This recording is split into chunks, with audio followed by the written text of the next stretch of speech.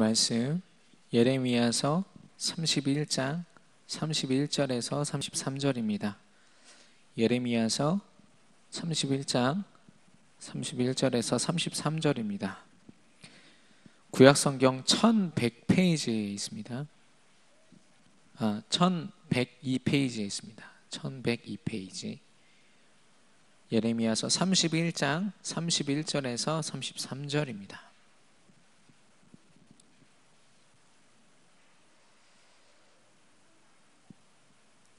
우리 같이 한 목소리로 읽겠습니다. 여호와의 말씀이니라.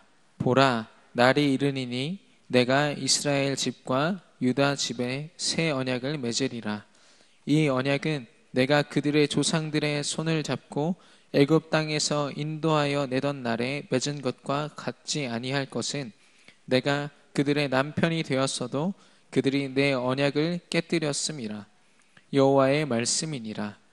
그러나 그날 후에 내가 이스라엘 집과 맺은 언약은 이러하니, 곧 내가 나의 법을 그들의 속에 두며 그들의 마음에 기록하여 나는 그들의 하나님이 되고 그들은 내 백성이 될 것이라.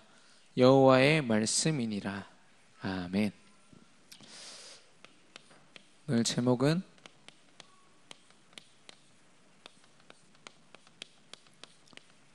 언약을 가진 자입니다.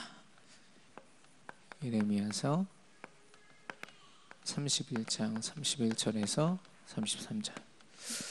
이 말씀이 그대로 다시 한번 쓰여진 곳이 히브리서 8장 6절에서 10절입니다. 이때는 예언의 말씀으로 주셨고요, 이때는 성취된 말씀으로 신약에서 주신 거죠. 이번 주 강단의 말씀에서 나온 교회가 빌라델비아 교회입니다. 오늘날에는 빌라델비아라고 안 쓰고 대부분 필라델피아라고 쓰죠. 그런 교회 이름들이 많이 있는데, 이 빌라델비아 교회가 받은 축복이 있습니다. 그 구절에 보시면 다윗의 열쇠라고 했습니다. 다윗의 열쇠는 곧 그리스도를 이야기하고 있거든요. 계시록 1장 18절에 보면은 곧 살아있는 자라, 내가 전에 죽었었노라. 볼지어다 이제 세세토록 살아있어 사망과 음부의 열쇠를 가졌노니, 그리스도를 설명하시면서 사망과 음부를 주관하는 열쇠다, 이렇게 얘기하고 계십니다. 그 다음 절에 보면은 열린 문이 빌라델비아 교회에 허락되었다고 했거든요. 열린 문은 무엇입니까? 그것은 복음 전달을 이야기합니다. 하나님께서 예수 그리스도 그 언약을 붙잡은 빌라델비아 교회를 사용하사 복음을 전할 수 있도록 사용하신다는 거거든요. 복음의 문을 열어놨다는 겁니다. 아무리 열심히 애를 써도요, 하나님이 그 문을 닫으시면 전도할 수 없거든요. 그리스도 되심을 드러낼 수 없거든요. 근데 빌라델비아 교회의 그 모습, 작고 연약한 그 모습을 들어서 예수 그리스도를 증거하도록 이 문을 열어놓으신 겁니다. 이게 우리가 말하는 전도자의 축복이죠. 가진 것과 상관없이 그리스도를 드러내는 삶, 그게 바로 전도자의 삶인 줄 믿습니다.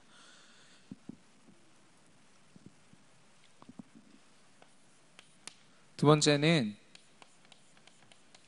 기둥으로 삼으신다고 했거든요.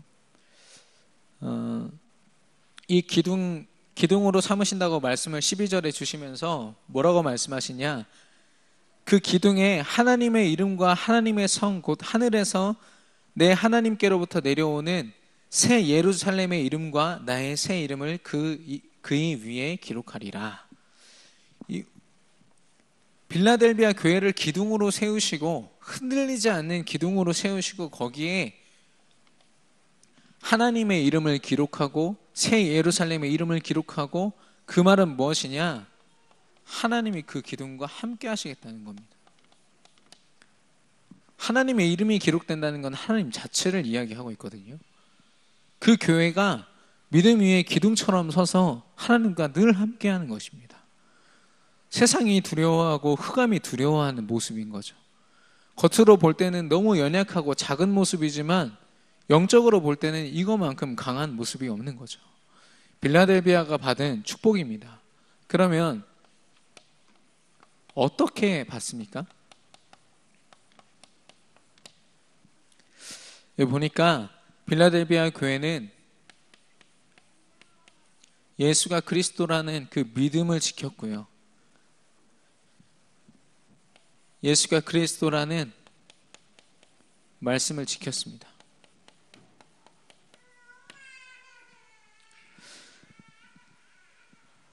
그래서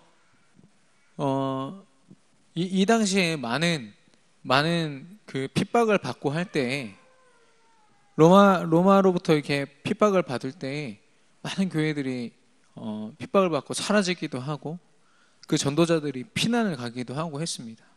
근데 그 자리에서 빌라델비아라는 그 지역에서 한 교회로 서서 거길 계속해서 지키고 있었다. 핍박과 상관없이 계속해서 그 자리를 지키고 있는 것 자체가 하나님 보실 때 가장 기쁜 일이었죠. 가장 복음이 효과적으로 전달되는 그 축복을 누린 겁니다. 그 장소를 지키고 있었고 시간을 지키고 있었죠. 내 필요에 의하면 핍박이 오면 바로 도망가는 게 맞잖아요. 근데 이 빌라델비아 교회는 그렇지 않았거든요. 그래서 이 빌라델비아 교회가 이걸 하는 가운데 무슨 고백을 했겠습니까? 나는 말씀 붙잡고 있었고 나는 이 믿음을 지켰을 뿐인데 하나님이 우리를 들어서 세계 복음화에 쓰셨다. 이 고백을 했을 겁니다. 이 속에서요 모든 현실을 이겼습니다. 현실을 넘어섰고 또 교회의 모델로서 오늘날 많은 교회들이 이름을 필라델피아 교회라고 짓잖아요. 모델이 될 만하기 때문입니다. 믿음을 지켰고 말씀을 지켰고 언약을 지켰기 때문에. 무엇보다 제일 중요한 것은 무엇이냐? 이 빌라델비아 교회가 예수 그리스도 언약 안에 있었다는 거죠. 오늘 우리가 함께 나눌 말씀은 이 언약에 대한 겁니다. 오늘 본문에 보니까 새 언약이라고 하셨거든요. 그러면 새 언약이란 말은 그 전 언약이 있었다는 거죠. 그 전 언약과의 차이점이 무엇일까요?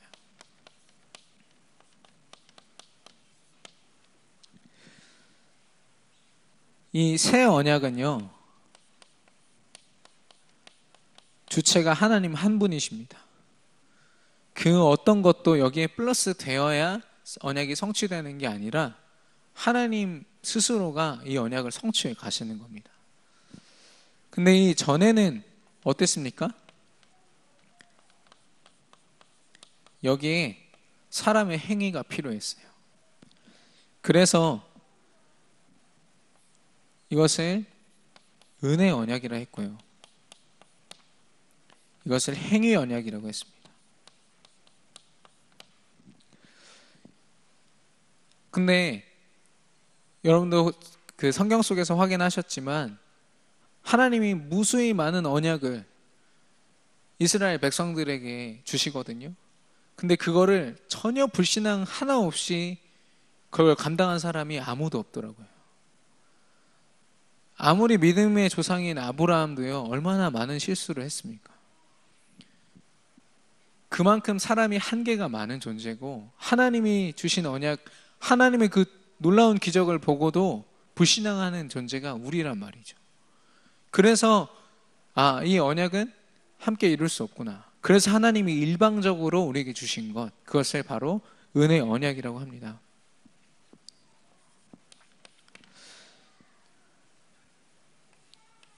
옛 언약에서는 율법을 이루라고 했거든요. 하나님이 주신 그 계명들을 하나하나 지키는 것, 그리고 지키지 못한 것을 죄다, 그것을 사함받아야 된다. 그게 매일같이 반복이 됐습니다. 근데 지금은 예수가 그리스도 되셔서 예수님이 곧 말씀이시지 않습니까? 말씀이 육신을 입어 이 땅에 오신 예수 그리스도로 말미암아 율법이 완성됐습니다. 그래서요, 그런 사람들이 있어요. 왜 예수가 그리스도라는 말만, 그런 고백만 하고 왜 실제 삶에서는 하나님의 계명을 지키려 하지 않냐. 근데 저는 그런 말들이요, 예수가 그리스도 되심이 얼마나 중요한 고백인지 모르기 때문에 하는 고백이 아닐까 생각이 됩니다. 예수가 그리스도라는 그 고백을 하는 것에 그 모든 고백이 다 있거든요. 나의 죄가 사함받는 고백이요, 하나님이 나를 사용하시는 고백입니다. 율법이 완성된 예수가 그리스도라는 그 고백, 하나님이 우리에게 주신 축복인 줄 믿습니다. 이게 예수가 그리스도 되심을 증거하는 게 가장 율법적인 거란 거죠.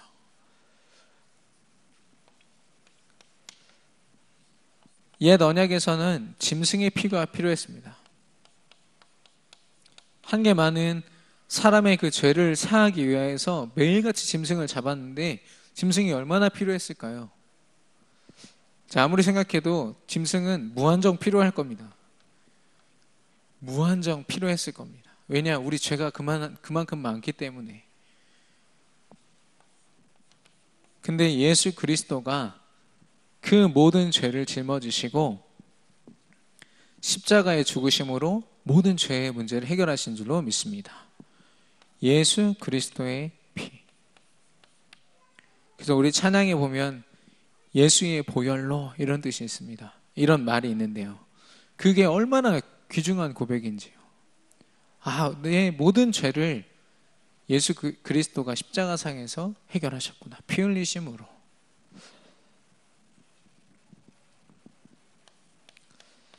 그리고 구약에서는 하나님이 택하신 이스라엘 백성들, 그들 중에서도 하나님의 말씀을 붙잡고 행하는 사람들, 그래서 그 숫자에 한계가 있었어요. 전 인류가 구원받을 수 없었습니다. 구약에서는요. 근데요, 이제는 하나님이 택하셔서 이 구원을 듣고 예수가 그리스도 되심을 고백하고 예수를 내 마음에 모신 모든 사람, 영접한 모든 사람이 이제 대상이 된 겁니다.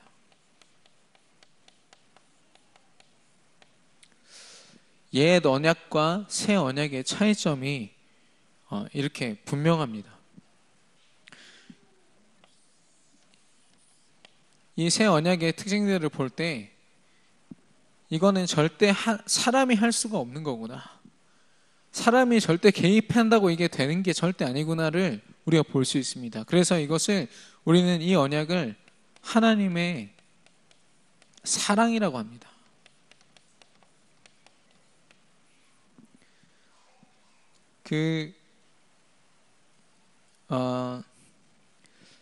이 언약을요, 원어로 하면은 디아 데케거든요.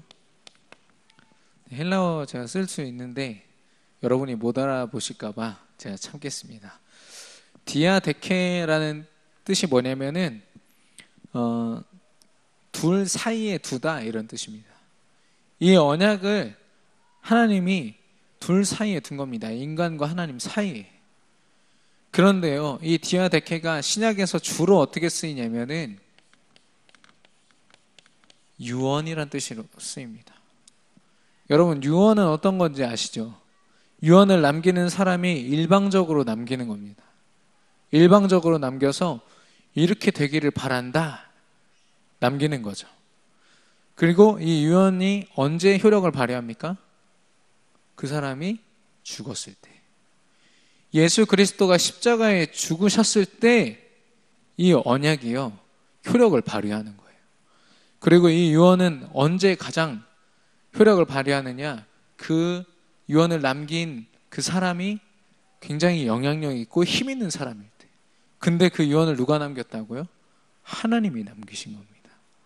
그 언약이 누구라고요? 예수가 그리스도라는 그 사실. 그래서 이 언약은요 반드시 성취됩니다. 1.1획도 빗나가지 않고 반드시 성취된다고 했거든요. 그리고 이 언약은 영원합니다. 우리 육신적인 한계로는 영원이라는 단어를 사실 이해할 수가 없습니다. 제가 우리 다락방 하면서 렘넌트들한테 그러거든요. 영원한 거, 이 영적인 거 제외하고 우리가 살아가는 중에 영원한 게 있으면 하나만 갖고 와봐라. 내가 돈 줄게. 내기를 합니다. 근데 지난 한 10년 동안 사역하면서 아무도 가져온 사람이 없어요. 하나님만이 가질 수 있는 속성이죠. 영원의 또 다른 표현은 절대입니다. 절대. 내가 절대 하지 않을게요 라고 말하는 렘넌트는 절대 믿으시면 안 됩니다. 지킬 수 없기 때문에. 그러나 하나님이 약속하신 것 절대로 성취될 줄로 믿습니다. 그리고 이 언약은 끊을 수 없습니다. 로마서 8장 39절에 보니까 예수 안에 있는 하나님의 사랑에서 그 어느 것도 끊을 수 없으리라. 세상의 어떤 권세도 천사도 이 사랑을 방해할 수 없다고 했습니다. 하나님의 사랑, 이 언약이요 이렇게 귀중한 거죠. 이 언약이 저와 여러분에게 주어진 줄로 믿습니다. 그래서 우리가 감사할 수 있는 거거든요. 내게 주어진 것으로 감사하고 있다. 그러면 정말 중요한 감사를 놓치고 있는 겁니다. 이미 내게 주신 하나님의 축복이 있습니다. 그게 언약입니다. 그거에 감사하는 삶. 하나님이 저와 여러분에게 회복시키실 줄로 믿습니다. 그럼 그 언약의 내용이 무엇일까요? 그 내용은 예수가 그리스도 되신다는 그 사실입니다. 이거를 믿고 예수 그리스도를 영접할 때 이것을 우리는 구원이라고 하거든요. 그러면 이걸 위해서 필요한 게 무엇이냐? 방금 전에도 말씀드렸지만 믿음 말고 필요한 것이 없습니다. 이 외에 다른 조건이 필요하다면 아마 많은 사람들이 구원받기가 힘들겠죠. 근데 하나님이 믿음을 허락하셨어요. 근데 이런 질문이 있습니다. 얼마나 믿어야 구원을 받습니까? 내가 믿음이 약해서 구원의 확신이 없다는 고백을 저는 많이 듣거든요. 물론 전도자 여러분들 중엔 없지만 많은 기독교인들이 내가 믿음이 없어서 불신앙을 많이 해서 천국에 못 갈 것 같다 이런 얘기를 너무 서스름 없이 하는 거예요. 저는 이 좋은 예로 누가 있냐면 구원받은 강도가 있습니다. 누가복음에 보면 예수님 양옆에 예수님이 십자가에 달릴 때 양옆에서 같이 십자가에 달린 강도들이 있어요. 근데 그 중에 한 강도는 예수님한테 모욕을 합니다. 예수님한테 막 함부로 얘기를 하는데 나머지 한 강도는요 자신의 죄를 뉘우치고 예수님과 함께 하기를 원합니다. 나를 구원해 달라고. 그래서 예수님이 말씀하시죠. 네가 나와 함께 낙원에 있으리라 이렇게 얘기하십니다.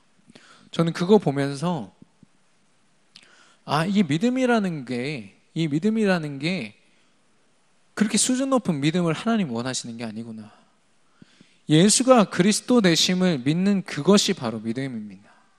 아무리 연약할지언정 예수가 그리스도구나. 모든 문제 해결하셨구나.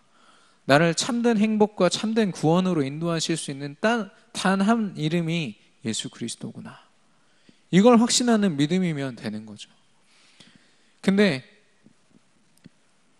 많은 사람들이 착각하고 있는 게, 내가 죄를 깨닫고 내가 뭔가를 해야 되고, 그래도 내가 뭔가를 하나님 앞에 떳떳한 뭔가 있어야 구원을 누릴 수 있지 않냐.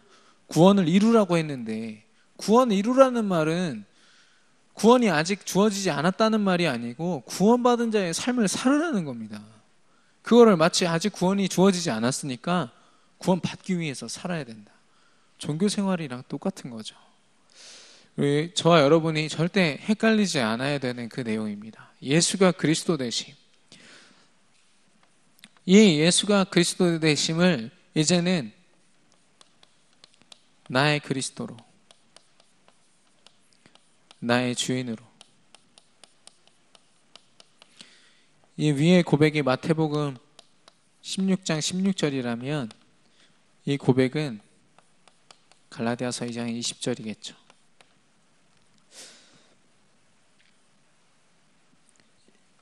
이 고백은 구원받은 자의 삶을 이야기할 때 적용됩니다. 예수가 그리스도 되심을 믿고 내가 구원을 받았는데, 실제 내 삶 가운데 예수가 그리스도 되시고 나의 그리스도 되시고 나의 주인 되신다는 것, 이걸 고백하는 그 사람이 함부로 살겠습니까? 이걸 날마다 아침과 점심과 저녁으로 매일같이 고백하는 그 사람이 함부로 하나님 앞에 범죄하면서 살겠습니까? 오히려 이 고백을 하는 사람이 율법을 지켜야지 결단하는 사람들보다 훨씬 하나님 앞에 쓰임받게 될 겁니다.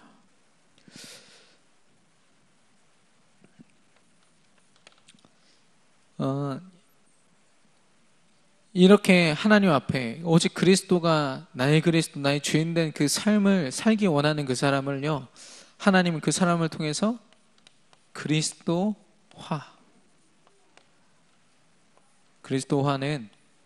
될 화자죠. 이걸 말합니다. 그리스도가 되어지는 것. 그 사람이 만나는 모든 사람이 예수가 그리스도라는 사실을 인정하고, 또 그 삶을 보는 많은 사람들이 하나님을 인정하고, 가는 모든 현장에 예수가 그리스도 되심을 선포하는 그 사람. 이걸 우리는 뭐라고 하냐? 복음화라고 합니다. 똑같은 말로요.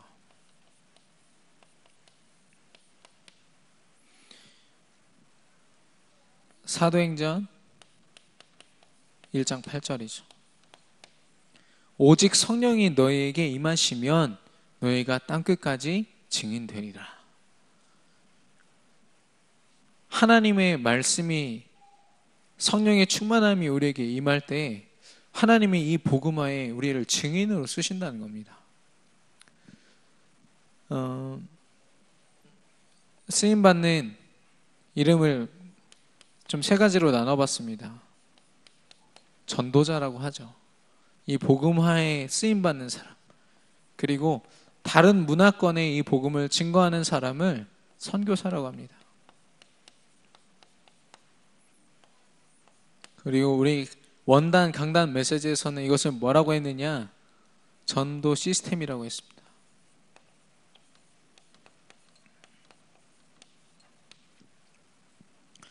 시스템은 공장을 생각하시면 됩니다. 어떤 상황이 와도 그리스도로 해석되어지는 것, 그리스도로 증거되어지는 것. 그게 저와 현장과 저와 여러분의 여러분 자신과 또 업과 현장이 될 줄 믿습니다. 이 언약의 내용을 깊이 누리는 방법은 아까도 계속 이야기했지만 믿음입니다. 나의 그리스도, 나의 주인으로 누릴 수 있는 것도요, 믿음이고요. 또 내가 하나님 앞에 증인으로 서는 것도요, 믿음으로 말미암아 가능합니다. 그러면은 결론은 무엇입니까? 우리에게 필요한 것은 하나님이 주시는 믿음이라는 거죠. 우리가 날마다 간구할 것은 이 언약을 내게 성취시켜 주시옵소서. 이 언약을 하나님의 언약으로 믿습니다. 내게 성취시켜 주시옵소서. 수많은 기도들이 있겠지만 이 기도를 하나님이 가장 기뻐하시는 겁니다. 우리 전체 본부 흐름에서는 이걸 뭐라고 하냐? 사도행전 1장 1절 예수 그리스도 언약, 그리스도를 나의 그리스도로 누리는, 하나님 나라를 누리는 것, 사도행전 1장 3절, 그리고 세계 복음화, 사도행전 1장 8절. 그러면 어떻게 이 언약을 누릴 수 있습니까?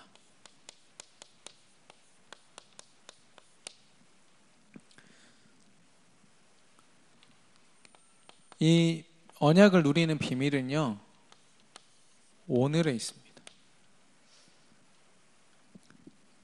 지난번에 한번 말씀드렸지만 사단이 끊임없이 우리의 과거의 상처를 가지고 우리를 건드려요. 이미 지나간 것인데 그게 지금 나를 방해하는 거예요.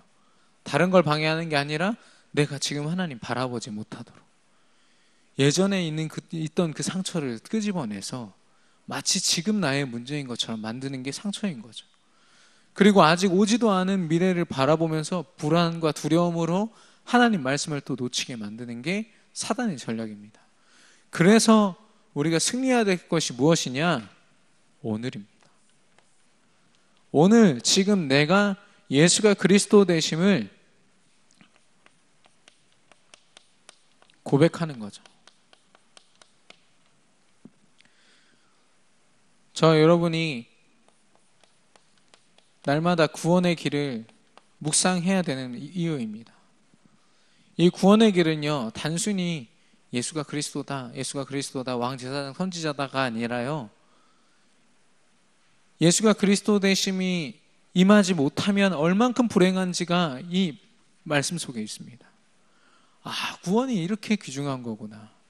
어제도 복음편지 사과를 봤거든요. 왜 예수만 길이 되는가, 구원이 되는가, 그 말씀을 전하시는데 구원을 받지 못하면 어떻게 되는지가 적나라하게 설명되어 있는 거예요. 이래서 예수가 그리스도구나. 이래서 예수가 나의 그리스도 되셔야 되는구나. 그게 느껴지는 거죠. 날마다 예수가 그리스도 되심이 저와 여러분을 통해서 고백되기를 바랍니다. 그리고 특별히 이 구원의 길을요, 전달하는 현장에서 하나님이 구원의 그 의미와 구원의 이유를 분명히 우리에게 드러내십니다.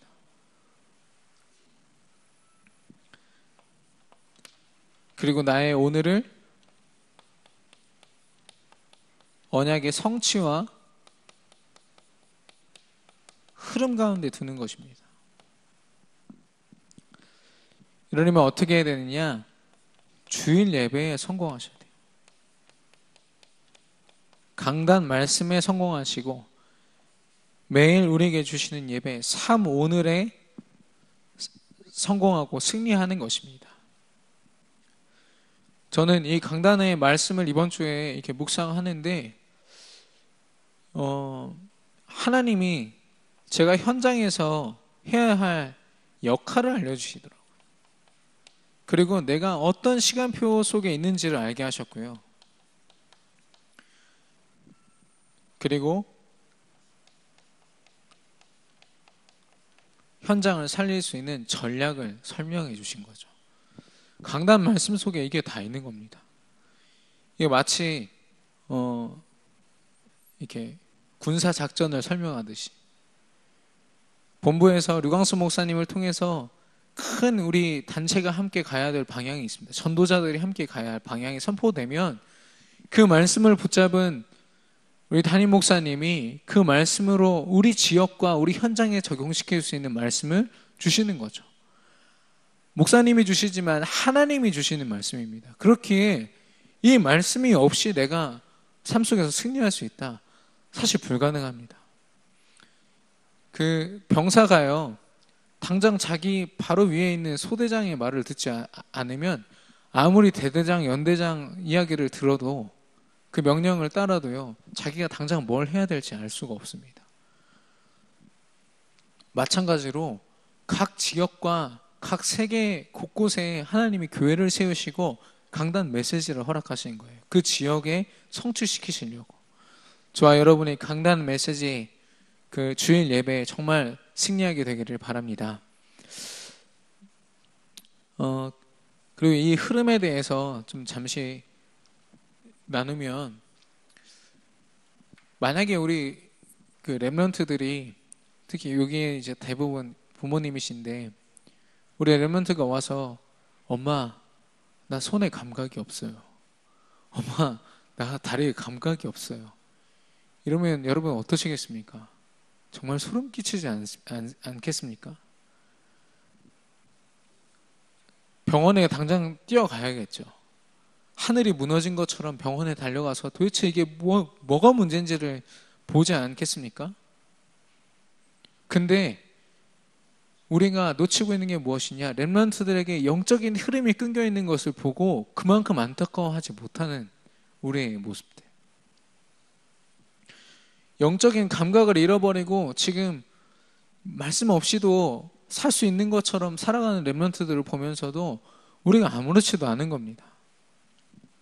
물론 여기 계신 분들은 기도하면서 그런 부분을 세밀하게 돕는 분들도 계시지만 많은 부분이 그걸 놓치는 겁니다.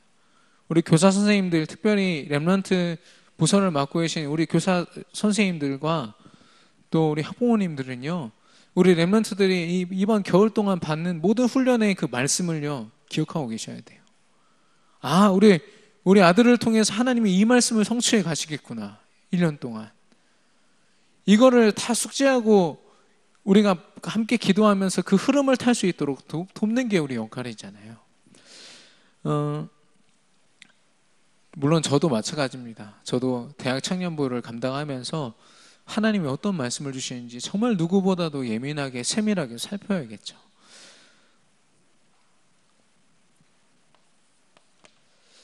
이 흐름 속에 있으면서 이제는 나만의 언약입니다.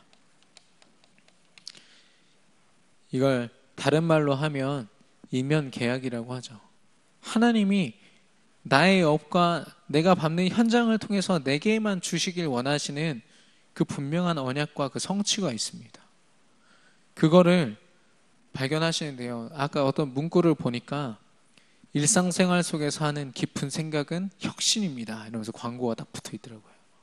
굉장히 멋진 말이지만 육신적이죠, 다분히. 근데 우리가 생각하는 하나님 앞에서 고민하는 영적인 질문들, 하나님 지금 나를 통해서 무엇을 하길 원하십니까?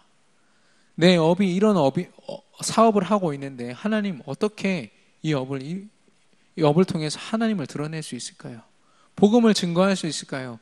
이런 질문들과 기도가 계속 되어질 때 하나님이 분명히 허락하실 줄로 믿습니다.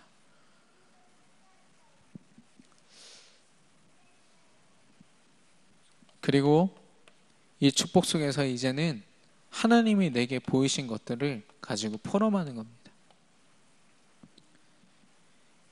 이 포럼은 예수가 그리스도 되심을 증거하는 포럼이기 때문에 하나님이 이 포럼 속에 우리를 살리는 자로 세우실 줄 믿습니다.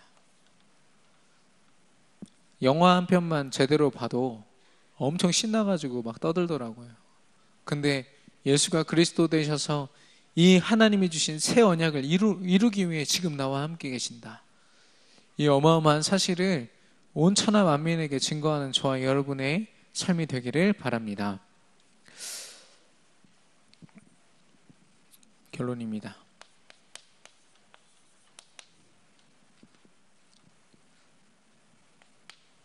하나님이 주신 이 언약은요 반드시 성취됩니다.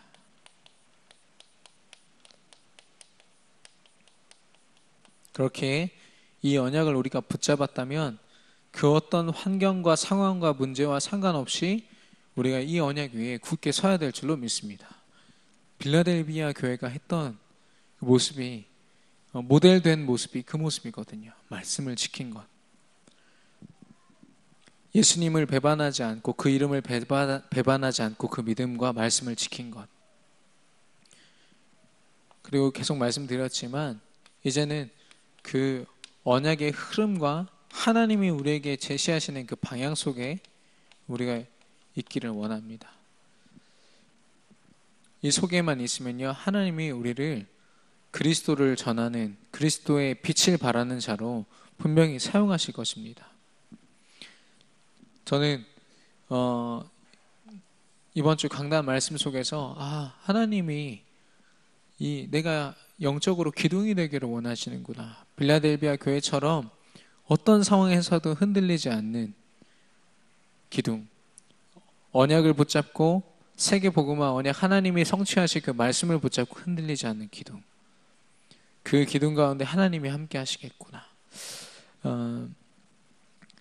저 여러분이 빌라델비아 교회와 같이 이 언약을 붙잡고 새 언약, 예수가 그리스도 되신 그 사실을 붙잡고 승리하게 되기를 바랍니다. 이 시간 합심으로 주신 말씀을 붙잡고 기도하겠습니다.